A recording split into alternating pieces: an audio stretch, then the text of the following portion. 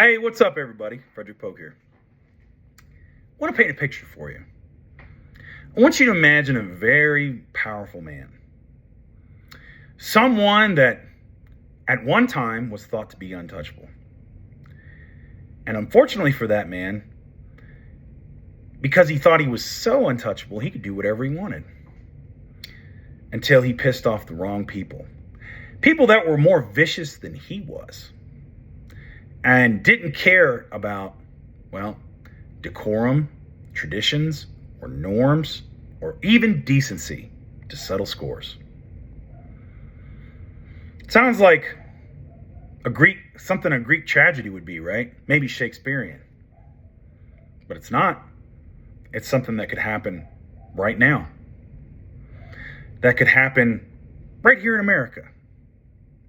What am I talking about? Well, I'm talking about the possibility that Donald Trump may nationalize SpaceX and Starlink over, all the kerfuffle that Elon Musk caused with bringing Epstein back into the news. What am I talking about? Well, if you've been recently following the news with Donald Trump, the Epstein files are back in, and they're all the rage. In fact, MAGA's having a moment right now. And it's not the kumbaya, we're all unified kind. No. See, after years and years of demanding transparency, and especially their leaders and Donald Trump, most notably, promising he'd drain the swamp, Trump's own Justice Department, headed by Pam Bondi, and FBI Director Kash Patel and Deputy Director Dan Bongino, three of the biggest MAGA influencers that for years have been demanding the release of the secret client list from Jeffrey Epstein. Our Attorney General Pam Bondi, who said on Fox News just back in February that the list was on her desk, have now said there is no list. Doesn't exist. And Jeffrey Epstein, who died in his prison cell under mysterious circumstances, he committed suicide after all. There's nothing to see here. Move on. In fact, Trump has recently written long tweets that have vacillated between, I don't know why people are talking about Jeffrey Epstein still. Or there's a client list, but it's a Democratic hoax. That it's all lies and it's all made up. Turns out there's a lot of MAGA supporters that aren't really buying this. But here's the thing. The guy who recently stirred all this up was Elon Musk. Because in a tweet on X, after he was pushed out of the Trump administration in Doge, Elon suggested that Trump is in those sealed documents, and that's when everything exploded. See, with that single tweet, which Musk quickly deleted, Elon may have just lit the match onto an even bigger problem. Beyond a growing feud between Musk and Trump, what this could end up doing for Elon Musk is the U.S. government trying to take control of his most important companies, SpaceX and Starlink. Let's back up a little bit and get into a little history.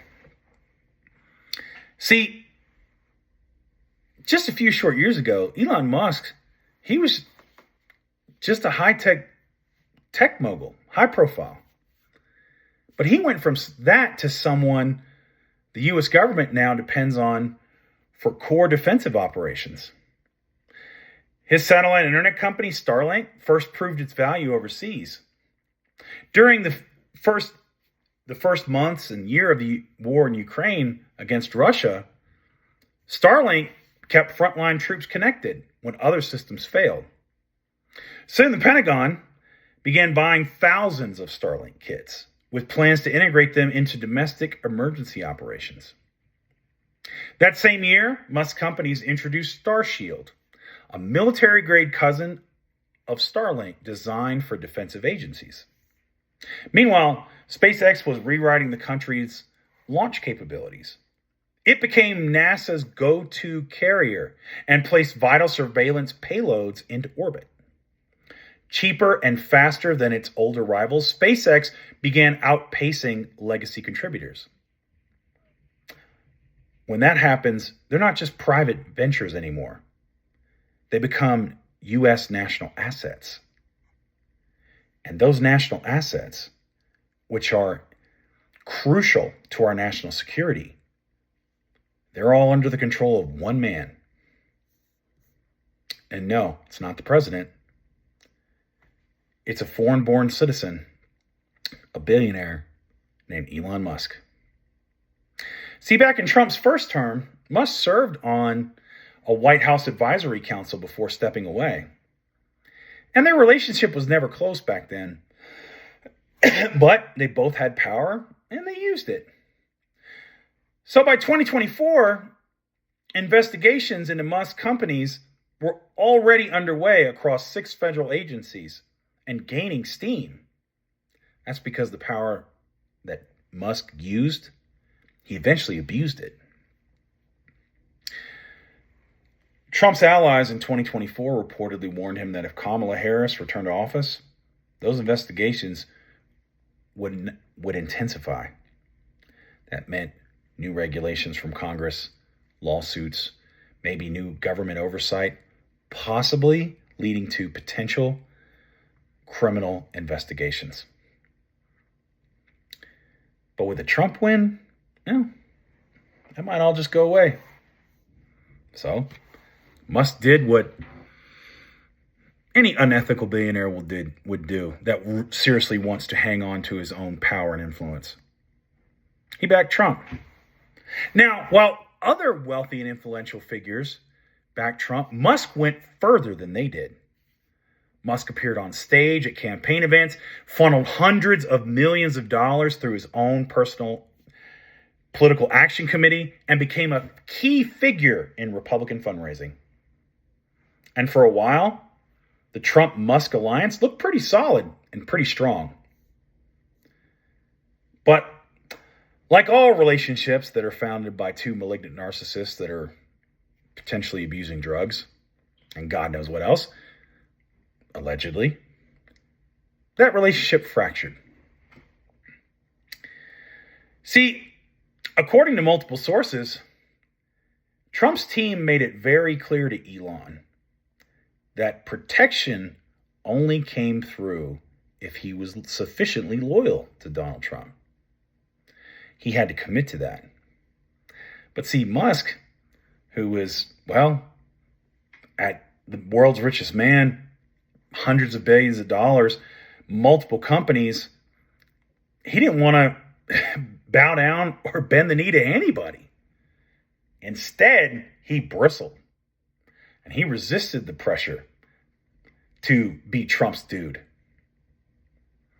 So, Trump did what Trump normally does. He shoved him out of his orbit. And Elon didn't take too kindly to that.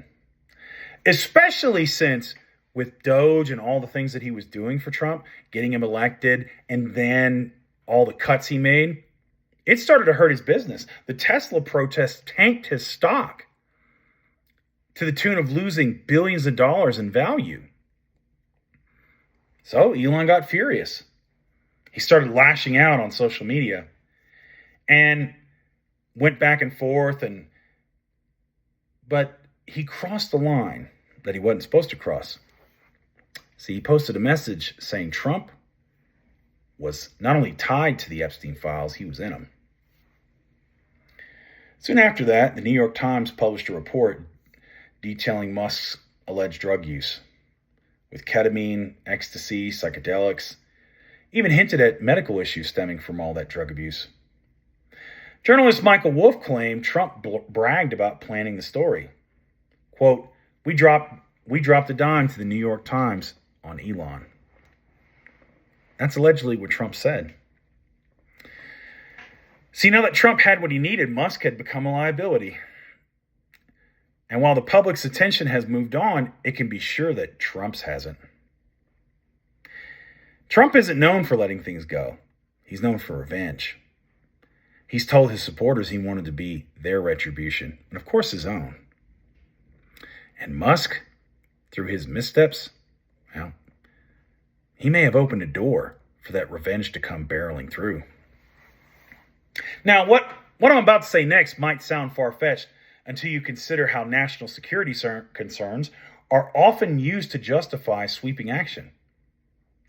If the administration wanted to send a loud and clear message and rein Musk in, it wouldn't need to declare open war on him. It could just say it's protecting critical infrastructure, guarding against foreign interference, or addressing compliance failures. Now, I'm not talking about something as simple as, the President of the United States just seizing a company outright. The Defense Production Act, though, does give the government the authority to direct private industry during emergencies, basically telling companies what to prioritize and how to deliver it. That happened during the pandemic. And it doesn't grant the power of the federal government to fully take over or even own those companies. See, because the more aggressive parts of that law were repealed decades ago, which the Defense Production Act stems from World War II. Still, this president, Donald Trump, has a record of declaring emergencies and pushing boundaries to achieve his own ends. The Defense Production Act can compel cooperation to prioritize contracts. It can apply pressure to where it hurts Elon the most. See, what folks are not considering is that we've already been through this looking glass. In 2024, the Supreme Court ruled that presidential immunity adds yet another layer to this. It ruled the president is immune if he does official acts. But it didn't define what official acts really means. So does that mean if Trump declares that taking control of certain assets in a company is an official duty tied to national security? Legal pushback could be difficult. Even without direct takeover, the administration could stall SpaceX launches, delay licensing, cancel Starlink contracts, or reawaken now dormant investigations into Elon Musk. It wouldn't need to be labeled retaliation, but if it happened all at once, the message would be clear. The drug allegations are also more than just headlines. A Republican-controlled Congress could open investigations, or a simple law enforcement action could look into recent activities well within the statute of limitations. Even if Musk pushes back and denies wrongdoing, the nature and visibility of these accusations could give prosecutors plenty of room to maneuver. They could justify subpoenas, open inquiries, or start building a case, whether for optics or something more serious. And last I checked, the Attorney General of the United States, Pam Bondi, that's Trump's girl. But there's also a broader question. When a single individual controls infrastructure so vital to the country, should the government have a say? In our history, banks have been taken over. Same for railroads and steel plants. Should space and satellite systems be next? See, SpaceX and Starlink, they're not just private ventures anymore. They are essential systems. They carry the internet, they connect militaries, law enforcement, hell, even government agencies during an emergency like FEMA with state and local authorities. They keep parts of our modern world functioning. And they're not controlled by the U.S. government. They're controlled by one man who decided he wanted to pick a fight with Donald J. Trump, who is the President of the United States and also a vengeful, petty man. That's because Trump doesn't forget slights. And Elon Musk, for all his clout, has handed him the tools of his own destruction. The inconsistencies, the chaos, the pressure points, Did Elon Musk really think Trump and his minions wouldn't see this stuff? Trump doesn't need Epstein's name on a list to justify any kind of action he wants to do. The legal tools are ready. The motive is personal, though. And if Trump wants to shift the narrative, targeting Musk may just be the move he's looking for. I'm not saying this is right. I'm not even advocating that this is going to happen. What I'm saying is it might happen, especially given this president. And especially given the fact that Elon Musk is the one who restarted this fire with Epstein. Then again, hell, what do I know? I'm just dumb old country boy. Anyway, that's all I got for you. Keep the faith, defend democracy, and I'll see you later.